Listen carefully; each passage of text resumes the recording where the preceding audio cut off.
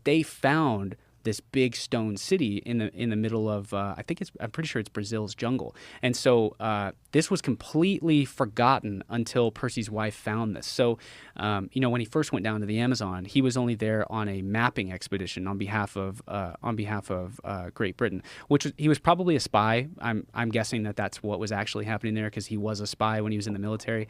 And I think what he was doing is, on an official basis, he's charting the border around Brazil with the Amazon River, but really what he's doing is collecting information so that maybe Great Britain can have a colony there someday. But then the war disrupts all of that, and he has to go fight in World War I.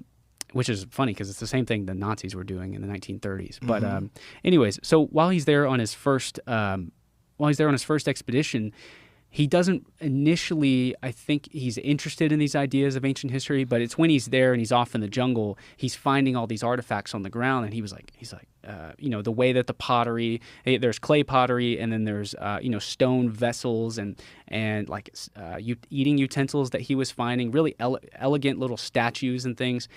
He found one that was made out of this like solid black stone that he could never, and it had this glow to it, and he could never, maybe not a glow, but like if you shine the light on it, you can tell that it's translucent in a way. I've seen stones like this in the Aztec realm. They have these scepters that have these orb things on the top, and if you shine a light on it, it's like this otherworldly looking thing. I can only imagine if you're on like peyote. What is the stone?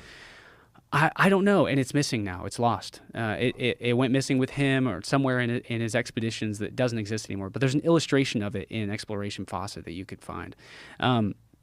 And so he thought, like, when he was seeing all this on his first expedition, he's like, wait, these aren't these primitive savages that all my colleagues that I don't even like back home think that these people are. This is an advanced culture. There's something that's lost here.